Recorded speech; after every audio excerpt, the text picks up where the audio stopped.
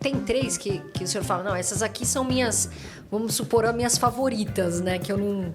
Não é que eu não questão vou de tirar. serem favoritas, é que são empresas que geram um resultado excelente. Então, por exemplo, Quando que o senhor acredita que é a hora de vender uma ação? bom, eu vou te dar o exemplo da Itaúsa. Quando ela não gerar mais os resultados que você espera dela. Mas o senhor acredita sim? Porque muitas pessoas têm dúvida. Carol, vamos dar um exemplo aqui. A Magazine Luiza. Tá passando, né? O varejo tá passando esse momento delicado, as ações estão despencando, e aí os investidores ficam assim. Será que eu vendo ação agora? Será que eu não vendo? Né? Será que eu compro? Será que não? O senhor acha que depende da fase, por exemplo, a Itaúsa agora. O senhor vendeu porque, né, de repente veio essa fase, ou seja, vende porque tá passando esse momento e você vendeu porque perdeu o sentido? Ou você acha que, por exemplo, nesse caso, a Magazine Luiza, por exemplo, está passando esse momento, o investidor deve vender ou não? Deve avaliar a empresa? Veja o que eu vou falar para você. Você e todos esses que acreditam no setor de varejo, eles são um pouco informados em termos de histórico, né?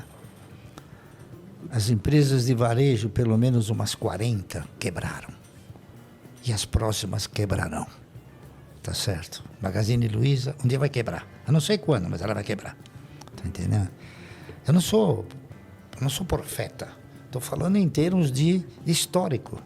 Veja bem, quebrou o seu Gears, quebrou a Casa Centro, quebrou o Mapping, quebrou a Slooper, quebrou a Ultralar.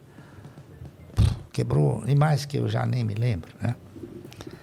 Há pouco tempo atrás, a máquina de vendas também está pendurada, né? A Via Varejo está pendurada, se eu não tivesse colocado 300, 400 milhões. O que acontece no Brasil, principalmente, é o seguinte. O setor de varejo é um setor que ele é manco. Ele não tem uma conotação confiável na sua operacionalização. Por quê? Porque o governo ele engana você e engana todo mundo, tá certo? Ele diz para você que a inflação é 8% quando é 40%, tá entendendo? Então o que acontece? No varejo você compra um produto por R$1 e você fala, bom, eu vou vender esse produto em 10 parcelas ganhando 100%, tá correto? Então você vai vender por 2. O que ocorre? Durante o transcorrer, a inflação, ela corrói de uma forma vingativa, até eu diria. Então, quando chegou na metade do caminho, aquilo que você vai receber R$2 no fim da linha, você já tem que comprar esse produto por R$2. Então, o varejo é uma atividade que você tem que estar sempre aportando recursos, sistematicamente. É por isso que, na minha avaliação, ele não é um setor bom. Então, quem compra varejo é porque ele desconhece isso, tá entendendo? Ele desconhece. E nós não desconhecemos. É por isso que a gente não compra varejo, né? Agora, Barsi, quando a gente fala em varejo, você está falando de um varejo no geral ou só no varejo eletrônico, por exemplo, Magazine Luiza, Via? O varejo de eletroeletrônicos e linha branca, tudo aquilo que você pulveriza aí numa venda de 10, 15 parcelas, tá entendendo? Agora, por exemplo, Barsi, você tem alguns o varejo de farmácia, o varejo de vestuário. Você tem alguns outros varejos que são bons. A farmácia, por exemplo, bem administrada, é um negócio bom, tá certo? Raia Drogasil, por exemplo, é uma empresa cara, mas que... Não, ela não é cara. Ela é uma empresa que tem preço razoável, né?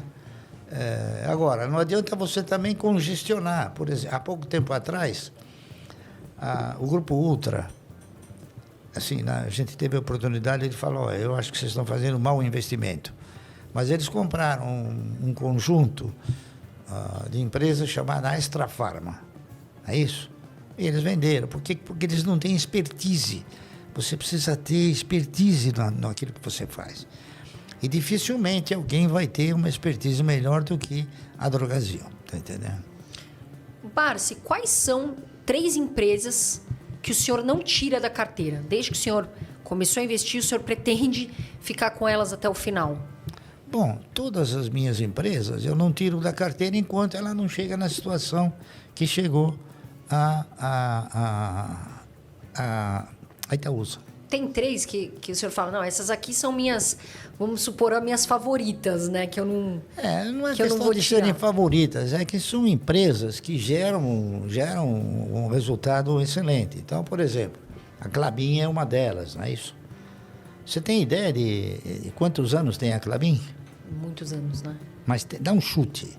Deve ser 100 anos, 90. Mais, 130 anos. 130. Nossa, eu não imaginava, eu ia falar Ela uns é mais 70. velha do que muitas ações estatais, Petrobras, né? Tá entendendo?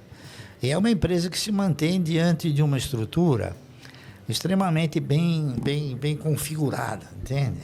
Ainda é uma empresa familiar, mas é uma empresa familiar que evoluiu na concepção de administração, ou seja, transfere a administração não para os elementos da família, sim para terceiros que são competentes. E é uma empresa que ela remunera de uma forma sistemática, não é isso? Ela paga dividendos sistematicamente. Então é um negócio que é muito saboroso, eu diria. Tá entendendo? E outras 2, Barsky? Bom, eu diria também o Banco do Brasil, porque o Banco do Brasil, ele é a única empresa estatal que tem um bom dono, que se chama Previ. Tá entendendo? Porque ela também é uma empresa controlada pelo governo, né? O governo mas ela tem a Previ. E a Previ não são os políticos, são os ex-funcionários, entendeu? Então há uma preservação muito mais eficiente no caso do Banco do Brasil. E uma terceira empresa também, eu diria a Unipar, da qual eu faço parte como membro do conselho, né? Que são atividades que são importantíssimas numa economia, tá entendendo? Então, essas 3 aí eu digo que são importantes. Mas eu tenho outras também que são importantes, né? E que eu também não declinaria porque tenho absoluta certeza que elas nunca vão me decepcionar. Entendeu? Como que o senhor vê a renda fixa? Porque muitos investidores agora estão falando, vou sair fica aquele gira de carteira. Vou para a renda fixa, vou sair da renda variável. Como que o senhor enxerga a renda fixa? Eu respeito todos aqueles que acham que nesse país existe renda fixa. Sabe por quê? Porque a renda fixa não existe. Existe perda fixa.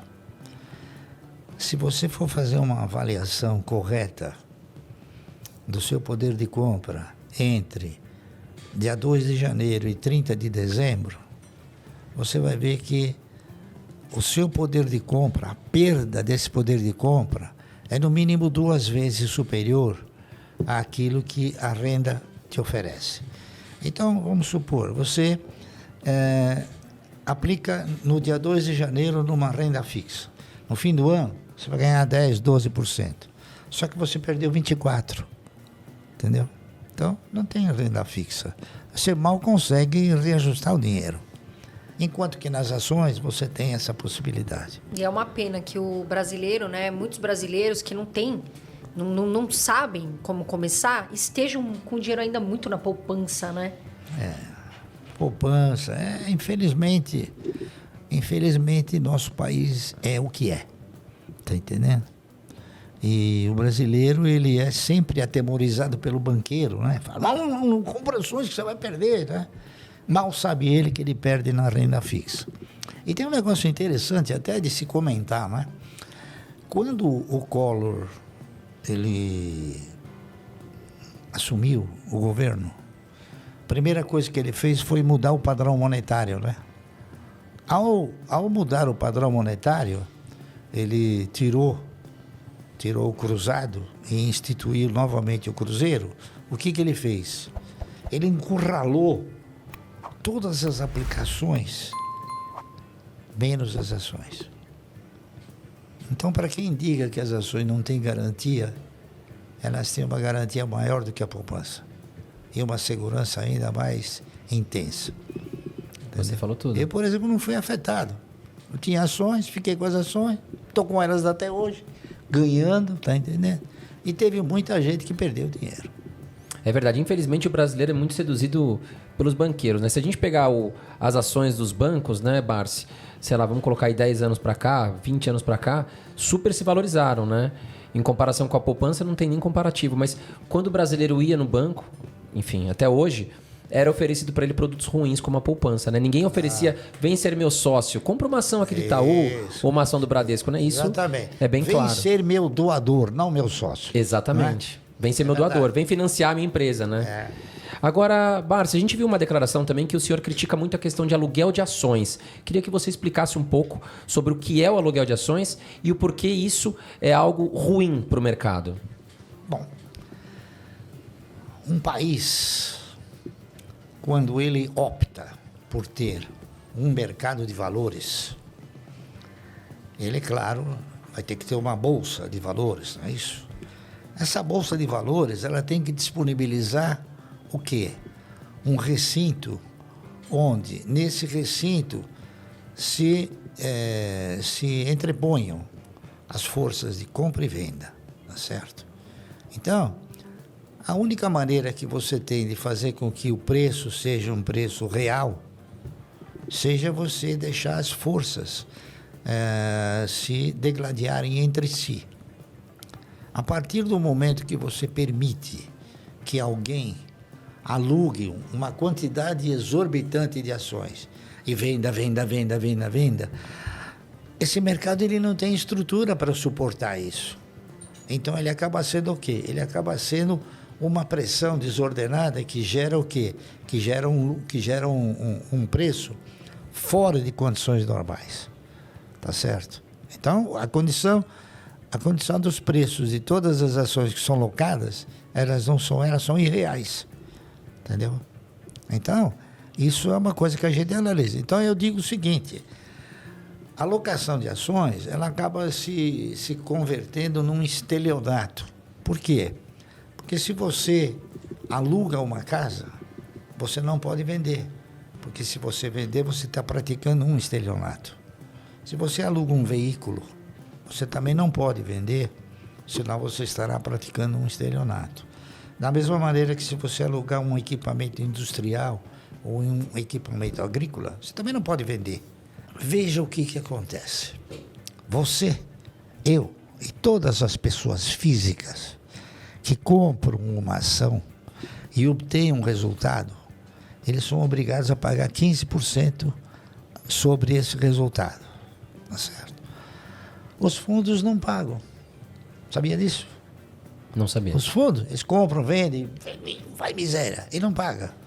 Então, o que acontece? Os únicos que são os locadores de ações para vender no mercado são os fundos. Então, os fundos locam ações, vendem no mercado, produzem a baixa, recompram depois em baixo e não pagam nada. Só lucram com isso, né? Então, veja bem, o governo está deixando de tributar a especulação. Ele tributa o consumo, tributa a produção e deixa de lado. Por quê?